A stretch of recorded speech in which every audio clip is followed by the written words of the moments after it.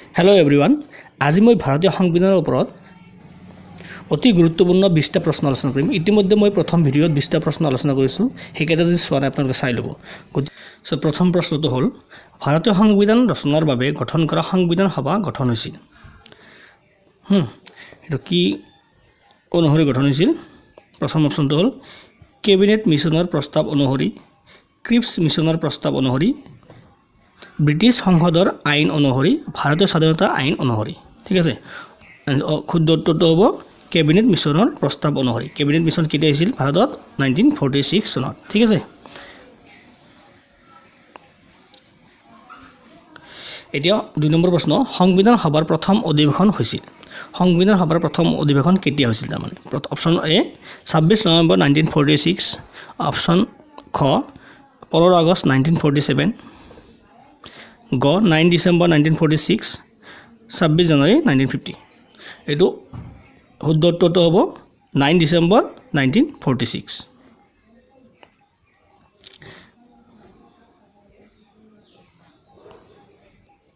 Next 3 number প্ৰশ্নটো হ'ল, সংবিধান সভাৰ প্ৰথম অস্থায়ী সভাপতি কোন আছিল? অস্থায়ী সভাপতি কোন আছিল? ঠিক আছে, অপশ্যনকেইটা হ'ল N Kanjur, K F Munshi, M Maria আৰু সচিদানন্দ সিনহা। শুদ্ধ উত্তৰটো হ'ব সচিদানন্দ সিনহা। ঠিক আছে, প্ৰথম অস্থায়ী সভাপতি আছিল। কুৱেশ্যন নম্বৰ 4, সংবিধান সভাৰ প্ৰথম স্থায়ী সভাপতি কোন আছিল? অপশ্যনকেইটা হ'ল বি.আৰ. আম্বেদকাৰ, ডক্টৰ ৰাজেন্দ্ৰ প্ৰসাদ, চৰ্দাৰ বল্লভভাই পেটেল আৰু জৱাহৰলাল নেহৰু। এই শুদ্ধ উত্তৰটো হ'ব ডক্টৰ ৰাজেন্দ্ৰ প্ৰসাদ। প্ৰথম অস্থায়ী সভাপতি কোন আছিল? ডক্টৰ সচিদানন্দ সিনহা। কিন্তু স্থায়ী সভাপতি আছিল কিমান? আমাৰ ডক্টৰ ৰাজেন্দ্ৰ প্ৰসাদ। আৰু খচৰা সমিতিৰ সভাপতি কোন আছিল? Doctor B R. আম্বেদকাৰ। এই তিনিটা মনত ৰাখিব, সচিদানন্দ সিনহা, ডক্টৰ ৰাজেন্দ্ৰ প্ৰসাদ আৰু বি.আৰ. আম্বেদকাৰ। অস্থায়ী সভাপতি কোন আছিল? ডক্টৰ সচিদানন্দ সিনহা। আৰু স্থায়ী সভাপতি কোন আছিল? ডক্টৰ ৰাজেন্দ্ৰ প্ৰসাদ। আৰু খচৰা সমিতিৰ সভাপতি আছিল বি.আৰ. আম্বেদকাৰ। এই তিনিটা মনত ৰাখিব। 5 নম্বৰ প্ৰশ্ন, ভাৰতীয় সংবিধান গৃহীত হয় তাৰমানে কিমান চনত কিমান তাৰিখে গৃহীত হয়? অপশ্যনকেইটা 1949 26 জানুৱাৰী, 1949 26 নৱেম্বৰ, 1950 26 জানুৱাৰী, 1946 9 ডিচেম্বৰ। ভাৰতীয় সংবিধানখন গৃহীত হয় কেতিয়া? 1949 26 নৱেম্বৰ। ঠিক আছে, নেক্সট প্ৰশ্নটো হ'ল, কেতিয়াৰ পৰা ভাৰতীয় সংবিধান সম্পূৰ্ণৰূপে কাৰ্যকৰী হয়? কাৰ্যকৰী কেতিয়াৰ পৰা হয়? এইটো এনচাৰটো হ'ব 1950 26 জানুৱাৰী। ঠিক আছে, উত্তৰটো হ'ব 26 জানুৱাৰী 1950। 7 নম্বৰ প্ৰশ্ন, ভাৰতীয় সংবিধানখন ৰচনা কৰোঁতে কিমান সময় লাগিছিল? ঠিক আছে, 1 বছৰ 11 মাহ 12 দিন, 2 বছৰ 11 মাহ 18 দিন, 3 বছৰ 10 মাহ আৰু 2 বছৰ 11 মাহ 10 দিন। শুদ্ধ উত্তৰটো হ'ব 2 বছৰ 11 মাহ 18 দিন।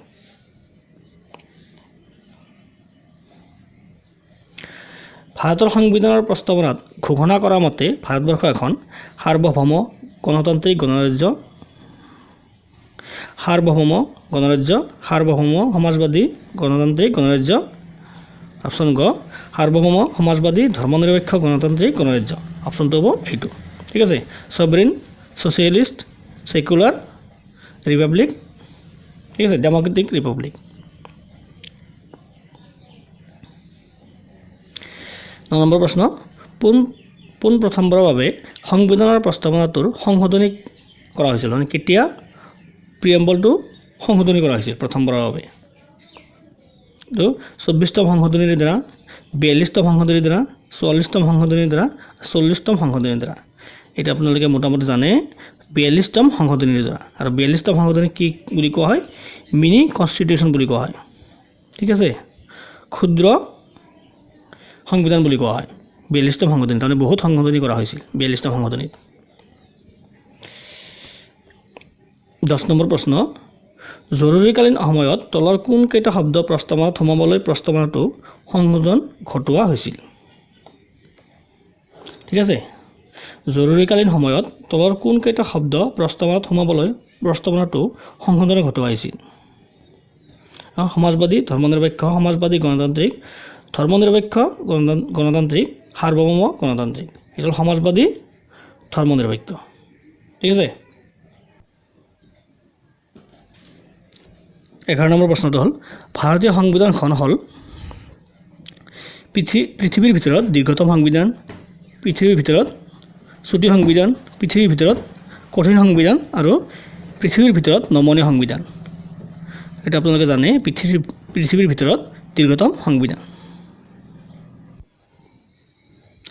কোৱেশ্চন নম্বৰ 12 সংবিধান প্ৰণেতাসকলে সংসদীয় পদ্ধতিৰ শাসন ব্যৱস্থা পদ্ধতিটো ধাৰ কৰিছিল সংসদীয় পদ্ধতিৰ শাসন ব্যৱস্থা ভাৰতত ক'ৰ পৰা ধাৰ কৰিছিল আমেৰিকা যুক্তৰাষ্ট্ৰৰ পৰা ব্ৰিটিছৰ পৰা আয়াৰলেণ্ডৰ পৰা ৰাছিয়াৰ পৰা উত্তৰটো হ'ব ব্ৰিটিছৰ পৰা ঠিক আছে নেক্সট 13 নম্বৰ প্ৰশ্ন তলৰ কোনটো উৎসৰ পৰা ভাৰতীয় সংবিধানৰ সৰ্বাধিক তথ্য ধাৰ কৰা হৈছিল ঠিক আছে ভাৰতীয় সংবিধানখন কোনটো উৎসৰ পৰা সৰ্বাধিক তথ্য ধাৰ কৰা হৈছিল 1935 চনৰ ভাৰতৰ শাসন আইন অনুসৰি ব্ৰিটিছ সংবিধানৰ পৰা আমেৰিকা সংবিধান আয়াৰলেণ্ডৰ সংবিধান এইটো হ'ব এনসাৰটো হ'ব 1935 চনৰ ভাৰত শাসন আইন পৰা প্ৰায় 2/3 অংশ সংবিধানৰ এইটো 1935 চনৰ গভৰ্ণমেণ্ট অফ ইণ্ডিয়ান এক্টৰ পৰা লোৱা হৈছে এইখিনি মনত ৰাখিব 14 নম্বৰ প্ৰশ্ন কোন দেশৰ সংবিধানৰ পৰা ভাৰতীয় সংবিধানত এক নাগৰিকত্ব ব্যৱস্থা সূচনা কৰা হৈছে তো আমেৰিকান সংবিধান আয়াৰলেণ্ডৰ সংবিধান ব্ৰিটিছ সংবিধান কানাডা সংবিধান এইটো হ'ব ব্ৰিটিছ সংবিধান আৰু আমেৰিকান সংবিধানত কি আছে দ্বৈত নাগৰিকত্ব ব্যৱস্থা আছে আৰু ব্ৰিটিছ সংবিধানত এক নাগৰিকত্বৰ ব্যৱস্থা আছে গতিকে